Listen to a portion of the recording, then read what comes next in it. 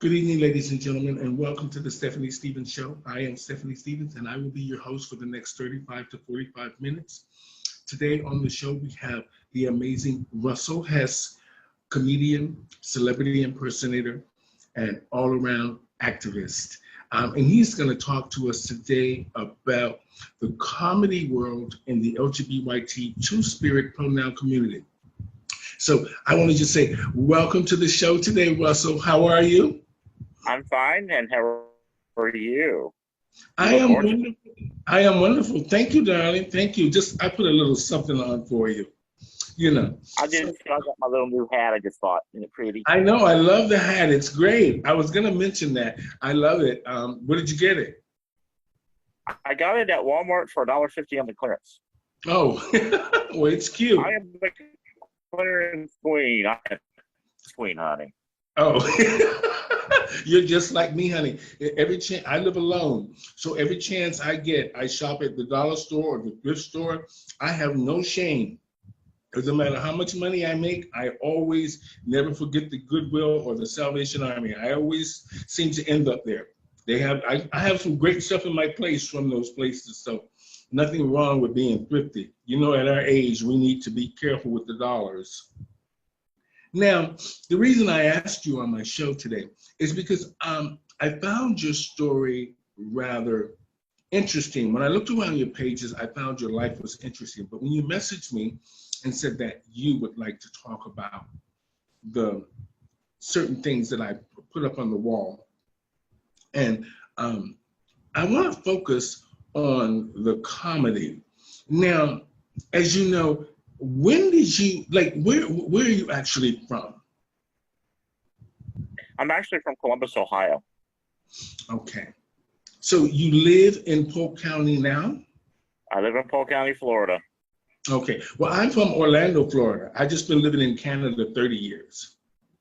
And now, why did you leave Ohio? Did you leave Ohio to go to Polk County for a job or something? I left Ohio because my mother was in government and I was gay, and she was a stern Republican. And actually, she died hating me, so that's another story altogether. But Hmm. I did it so I wouldn't ruin her career and I could be myself. And I moved to Orlando Oh, at okay. first. Now, when did you started doing comedy? Let's talk about the comedy just for a minute. I'm going to go back to a few things to sort of set this, make it all make sense for everybody. When did you start doing comedy? When did you know you were a comedian? I did comedy when I was, actually, I noticed I was funny in junior high because I was very, you would hard to believe it now, look at me because I'm kind of large, but I was very thin and skinny and I got picked on a lot. So the only weapon I had was my tongue.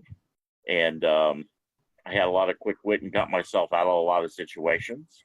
And then one Hmm. day, when I was very early, I don't know if you remember a show called Star Search, this Hmm. Star Search got on and didn't go far, but still, I got on.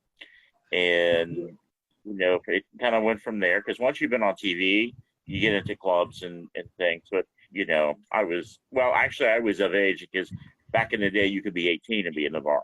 So, not Hmm. like it is now. So how many shows have you actually been on? Anything that we recognize? Like you said, you were on Star Search, Yeah, and yeah. I was on Star Search. I auditioned for America's Got Talent not too long ago. Made it to round three. hmm. I haven't really been in a lot of TV shows per se. I have because I also did drag, and so I kind of went that route. Hmm. Basically, I just want to be on stage and be the center of attention because I was a lonely child and a spoiled brat for a lot of some parts of my life. And I like entertaining people, and it's nice that they're laughing with me instead of that. Oh, wonderful. Now, is there a market in the LGBTQ two spirit community for a gay comedian?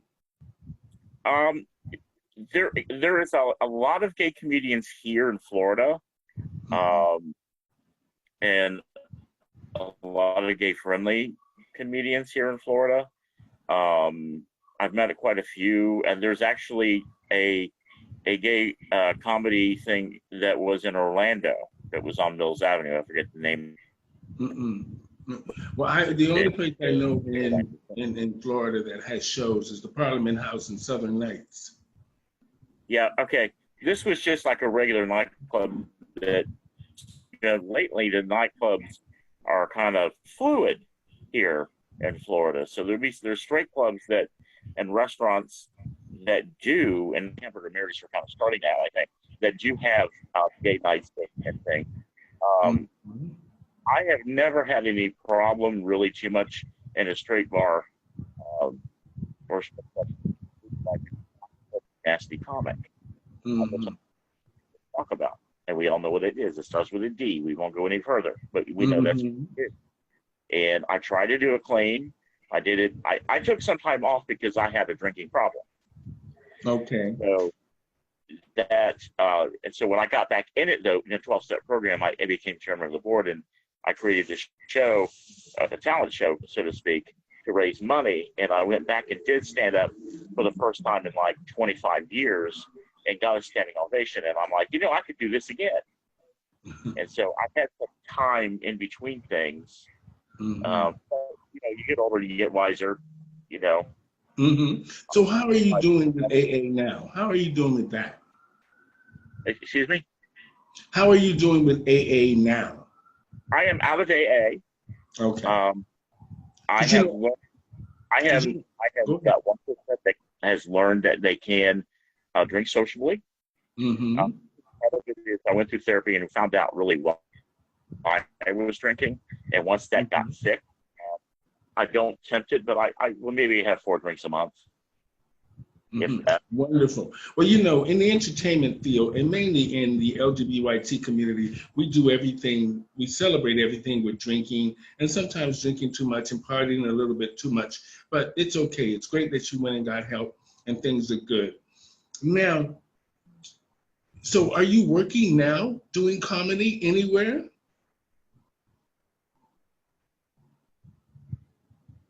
Yeah, I've been doing celebrity impersonations, but I do it campy. And like now I've been doing Cartman from South Park, and I make a lot of money doing that. And I've been to Hamburger Mary's doing that, and Elton John and a few things. But I'm thinking about going up there doing the finals as a comedian because, well, that's great that you're going. Where are you going to do the finals at? Hamburger Mary's in Clearwater. Oh, okay. I hear it's very popular, Hamburger Mary's Clearwater. Yeah, it's very popular. Everybody's been. It feels like a second home. My bar I go to is City Side in Tampa. I'm what they call just like royalty, and I started doing comedy there, and then I kind of took it and did different things. But after I got out to City Side, the reason I brought that up is because there's a good friend of mine named Flame Monroe. She's a transsexual. Well, the gay community in around the world she's having some issues with them because she has 2 children, and she sort of during the day she kind of lives and looks, like a male, even though she has the aesthetics of a woman, and in the community has a problem with her speaking on their behalves of the trans community in comedy with the way she does the skits, meaning she's focusing on the ideas coming from a transsexual's point of view. That was the reason I asked you, is because I want to know if you heard of her, because she's doing really well in the comedy world. And I actually spoke to her a couple of times. She watched a lot of my shows. She thinks I'm very funny. And I told her that I started my career emceeing most shows. I always did drag very easily, but I'm very good on the microphone. And we were trying to put together maybe a trans comedy troupe, or review not in a small sense, not the kings of comedy or the queens of comedy. So this was another reason I reached out to you, is because I knew you were part of the Lgbytqia Two-Spirit pronoun community. Now, I see that you've been married for 30 years. Yes. 5 legal. How does that affect your career? I gave up doing shows originally, because I was a drag queen originally, and I did the comedian part because honestly, it made me a better host, and also it was good money. I got paid that, but he got jealous and possessive a little bit because people were touching me inappropriately. They did that back in the 90s, 80s. And I'm like, look, it's part of the act. You got to get over that. But I loved him, and but I'm back now, and he's still living fine. There's look, we've been together 30 years, okay? Ain't nobody taking me away from him, and I'm not going anywhere. So that's a good thing secure. that you show the world that the LGBTQ Two-Spirit pronoun community can have solid and loving relationships. It's good to see that he supports you, but sometimes the touching and all of that, we understand that it's inappropriate, but sometimes it just comes with the business and how you deal with things. And it's good that you handle it in an adult way. I always do that. Before most of my relationships I've had were long relationships. So working in the bars constantly, I always seem to have had an argument with whoever I was involved with because they didn't like people touching me or talking to me. But aesthetically, when you look like a woman and men are just drawn to you, gay men are drawn to pretty things, straight men are drawn to pretty things, people are drawn to pretty things or things that they think are pretty. So it's easy for you to get laid or find somebody that'll buy you a drink or take care of you in a sense. And now, how do you find Polk County for the LGBTQ community? How is that? What kind of county is that? Is it a supportive county? Kind of. You have a little bit of support, but for the most part, you are in the South. You are in a redneck community. It has one gay bar in the entire county, and this county is the size of the state of Delaware. Oh my God! So it's a huge county. It's pretty much all of Central Florida. You have one gay bar, and we do have a wonderful Polk Pride event. Of course, it got canceled this year, but it's wonderful. It's done in a park, and there's a lot of support. There wasn't any problem. There's a lot of corporate sponsors for it. So there is some, but there's a lot of work to be done, and I plan to do that in the Rainbow. Oh, okay. Now, when you say that are you actively doing drag now? I do the celebrity impersonations of Elton John. I'm working on Elvis, and I do camp drag. Oh, so okay. I'll put curlers in my hair, and and do Carrie Underwood's When He Cheats, and have a baseball bat in my hand, and go after a straight boy in the audience. But it's all tongue in cheek and stuff. I don't take it seriously anymore because it's just drag. Oh, okay. So do you do this live or is this lip sync? It's lip sync for now, but I can sing. Okay. Do you ad lib your jokes or do you have them off of an album or something?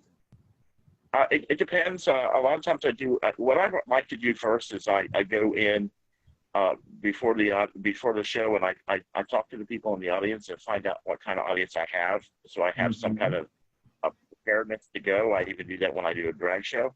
But I will ask some questions, and I deal by the response of where I'm going to go. I have a kind of a blueprint. Once I had a glory hole wall, which was really fun. Now, how do the other comedians there treat you? let's say, is there jealousy or is there rivalry when let's say when you walk into the room, usually if a comedian is famous and he walks into the room, everybody gets nervous or scared. Do you guys work together? Do you embrace each other? Or is there a real competition? We embrace each other, and each time I walk in the room, I get respect. Oh, okay. Now, I know that you told me that you were abused sexually. You're a sex abuse survivor. Now, I don't really want to rehash that too much because I don't like to bring bad memories up to people. But are you okay now? Yes, I'm okay. And I just want to say one thing to anybody that has survived it, that incident does not define you, and it does define who you are, okay? And if you are strong enough to survive it, you are strong enough to live on and help others too who are not as strong and who need help. Okay. Now, I know this is going to be an odd question to ask you because generally when I'm talking to a man, sometimes I found that when I'm talking to straight men, even some gay men, they don't quite understand because there's so many lingos today about how people identify. How is it that you identify? I identify myself as human. Okay. To be perfectly honest, I'm a gay man. I don't have any problem being called gay. I don't let anybody use any kind of slur to give them any empowerment at all. Okay, it's just, to me, it's just a word, and it shows their ignorance, not who I am. It shows who they are, and I'm kind of happy that people, if they're going to feel that way, tell me up front, so I don't waste my time with you anymore. Okay. Now I see that you produced a couple of different shows, Bling, and you were the chairman of the Rainbow Room. Now, what is the Rainbow Room and what is Bling? What were those shows? Okay, Bling is a drag show with a lot of bling. That's usually with celebrity impersonation. Sounds like me. I love Bling. A couple of those. Yeah, you're Dionne Warwick, girl. Oh, hi. Right. That's so awesome. If I do digital Bling, which I'm thinking about, I'm gonna hook you up. I'm gonna you come on and give me some of that. Okay. I usually host if I do Elton, and then I had somebody do Michael Jackson, and somebody does Lady Gaga and all this other stuff.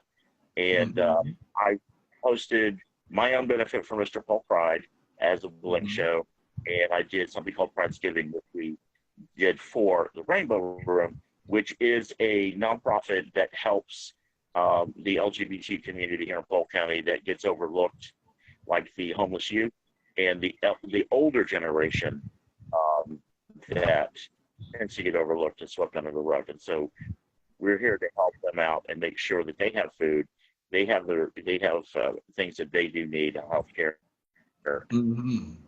Well, that's and also I like to assist in also if they have substance abuse, because I know that even though I'm not in the 12-step program now, that program did save my life because it taught me how to live.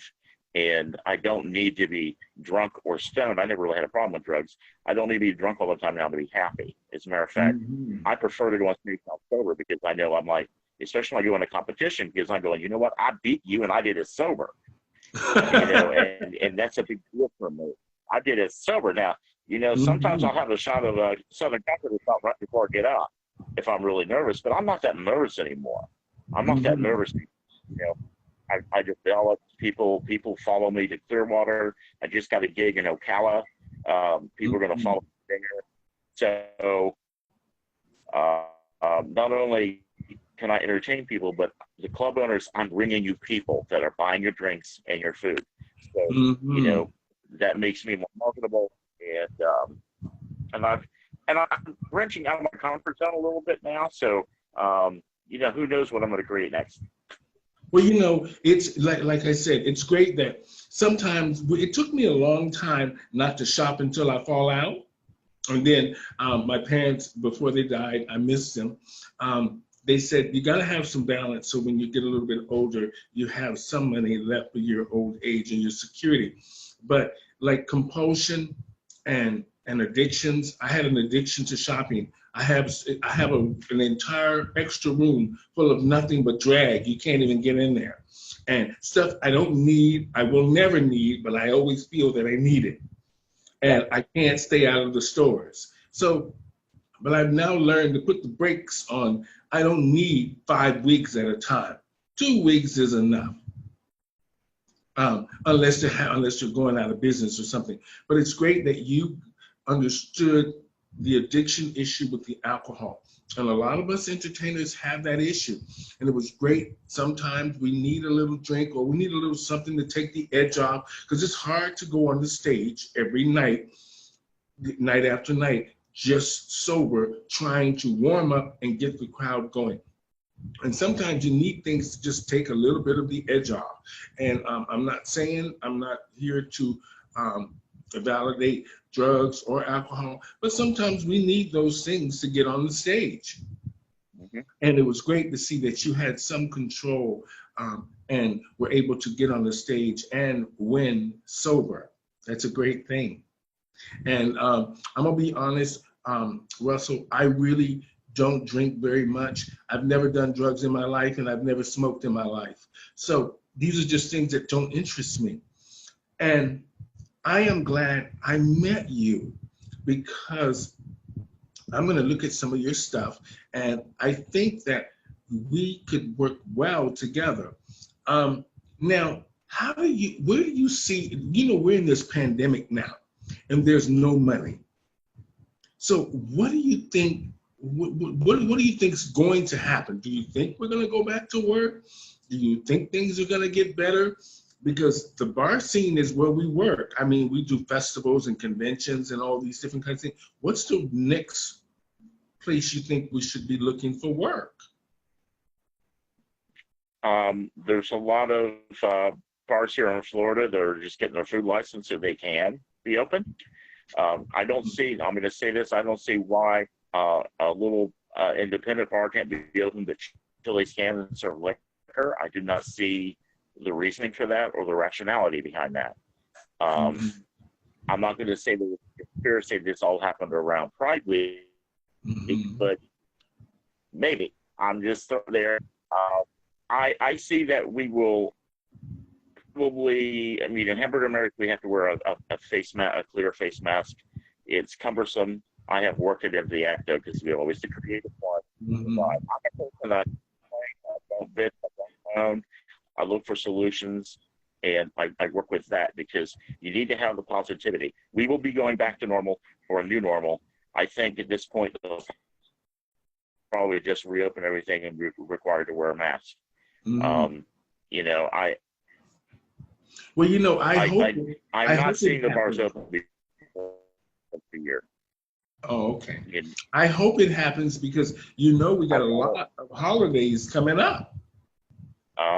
Somebody got to pay the bills. Yeah. So I mean,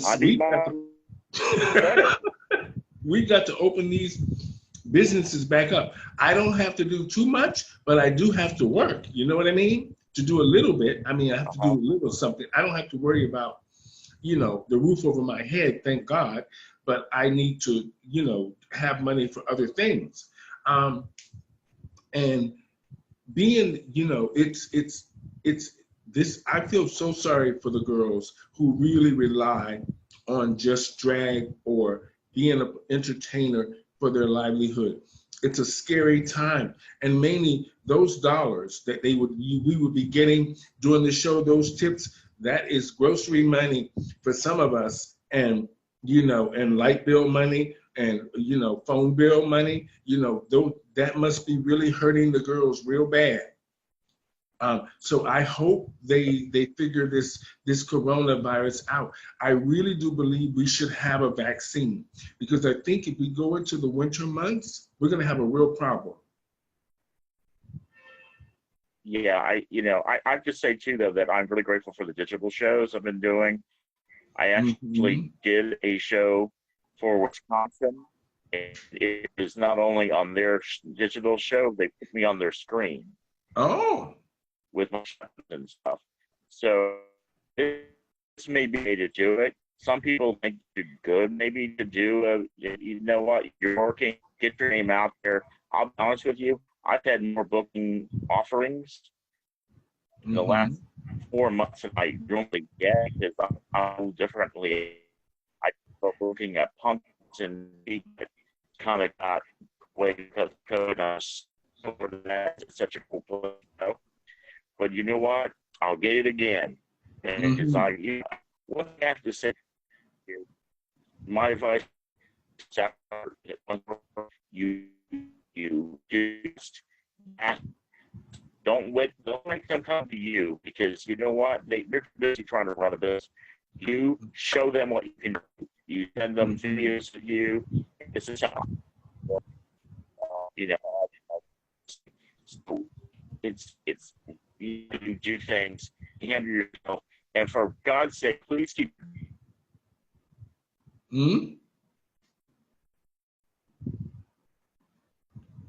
Are you there?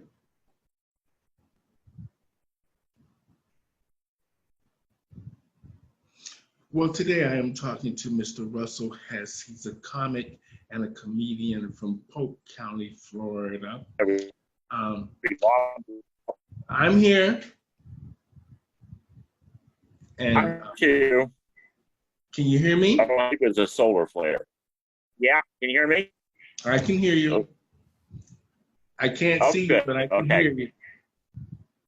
So, you know, it's a good thing that we're going back to work a little bit now, and hopefully things will get better down the road for us all.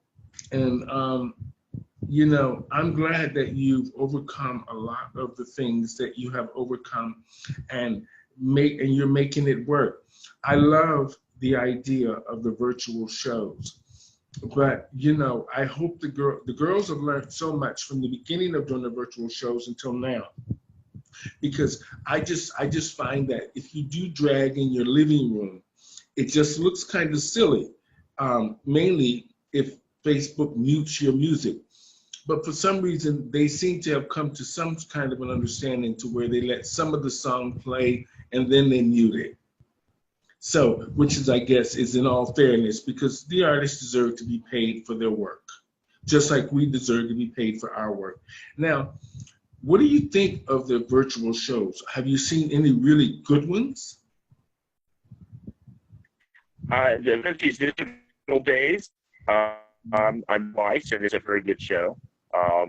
I've done some shows digital, but just a lot of people just independent now doing their own thing. I used to claim music, and that usually provided. And also we have Power Infinity's Queen of the Night. There's stuff that's on that. It's very good. So we have a lot of choices, and I'm sure there's hundreds out there I'm not aware of, but you know, there's a lot of places you can go. It's just about keeping your name out there. Yeah, well, it's a good thing that we have these virtual shows. That way people can see what you look like today. So this way people won't say those are old pictures, or that is old promo material. They can see you now live in 2020, what you look like now and everything. So it's a good thing that we are doing the virtual shows, because like you said, it keeps your name out there, and it gives people up-to-date information on what you look like right now. So, yeah, and we know you can't be as funny or as fabulous as you would want to be if you were on a real stage with lighting and all of this stuff. So we understand that. Now, I went out and got the lighting. What'd you say? Some sound equipment just so to do better. Now, you said, when you first said that you were doing your comedy, did you ever seek out an agent? They seek you out. Like if you're on Star Search or something, they will seek you out. So how was your? Most of them are.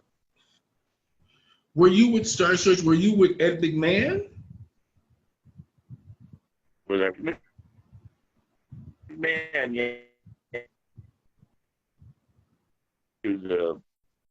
I made it through the auditions, Mm-hmm. and it would be to me to say, Oh, well, and it then was. they were like trying to choose one that three, and then went on TV. Mhm. Well, it must have been a great experience being on that stage. Yes, it did. And it was, and it was an experience audition for American Talent, not like my WrestleMania name. They said it was copyright infringement, so that's why I added a night. Well, my drag name was Tuesday Night back in the Oh, day. Tuesday That's night. why Oh, I that's a said great Tuesday Night. name. Tuesday night. I love that. Yeah, I spelled it differently so it looked like a name on a marquee, but I named after Chen Great Night. Have you ever done any of the pageants? Have you ever done Miss Continental or any of those? I didn't. I do any of that. I've done some awards, and actually, I am last money from the Parliament House. Oh, you did the. Oh, how did you do? Last one. They stopped doing it after me. I guess I broke the mold. Well, that's good. Danced around like a bear in a bun suit. No.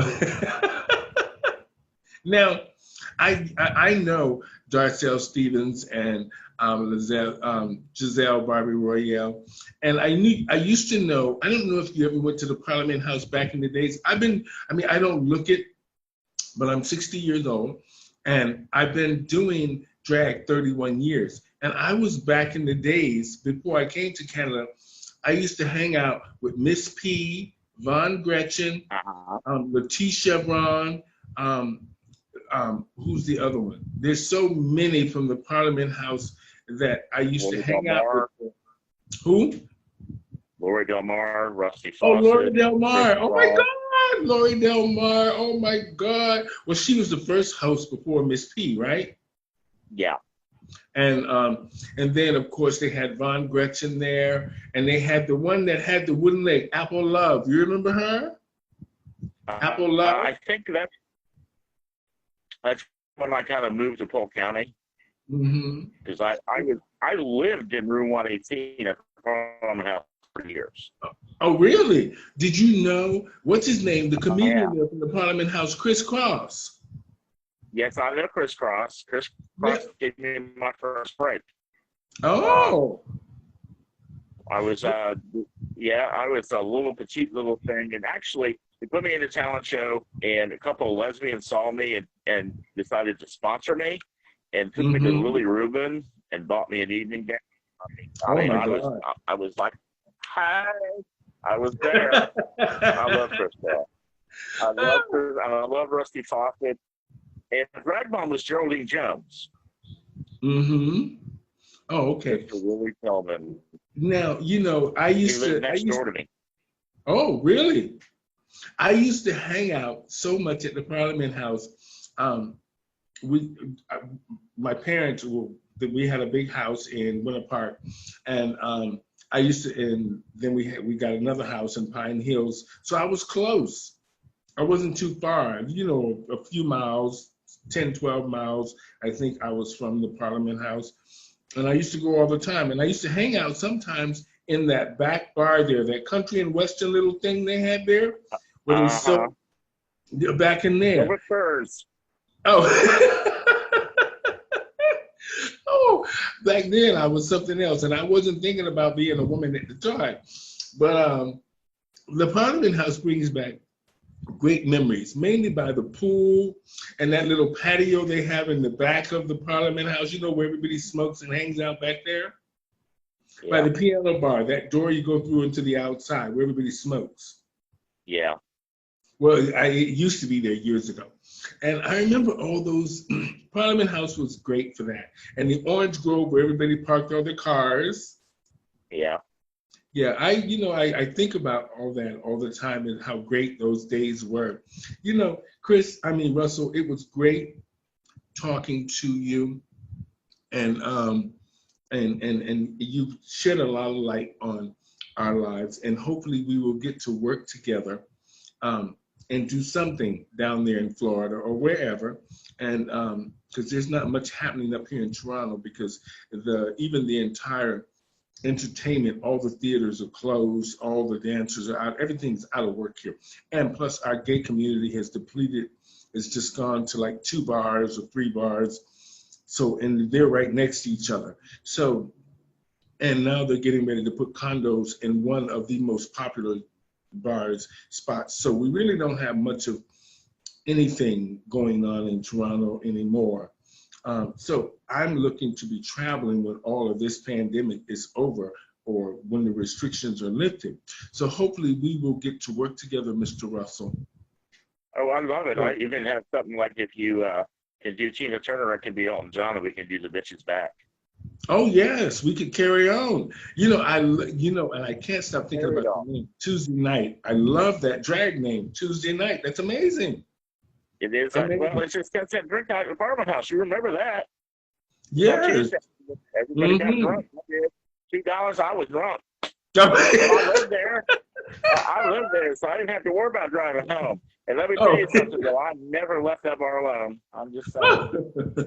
Well, the Parliament House is known for beautiful boys. Mm-hmm. So that was a good thing. Well, I'm going to let you go. And I just want to say thank you so much, sir, for the little insight on it. Now, if people want to reach you, how do we reach you? Like if you want people to book you or see what you do, so you have a YouTube channel or Facebook channel and all that? Yeah, just the Russell Mania night, or just Russell Hudson. I'll hook them up. They can just go on my Facebook and I'll hook them up. Okay, well, just send me a link. Send me a link, and I'll put it in our promo. Okay. And I appreciate you too. It's been an honor that you let me on this and let me share my little war stories. I appreciate that. Well, you're welcome anytime, Russell Hess. Ladies and gentlemen, on the show today, I had Mr. Russell Hess, comic, celebrity impersonator, drag name Tuesday Night. Oh, I love that. And an activist. And it's great to see that he has done so much for the Polk County folks down there, with making sure that Pride happens, making sure that a lot of the older people get the necessities and essentials that they need. And it's great to see that he's been in a 30-year relationship with a partner, and things are going well, and he's reaching out now to do his comedy across the world. And I just want to say thank you to Tuesday Night, or Mr. Russell Hess, for being on my show today. He was fabulous. Thank you, Russell. You're welcome. And you guys have a great week. Over and out, everybody. Be safe and wear your mask. Thanks, Russell.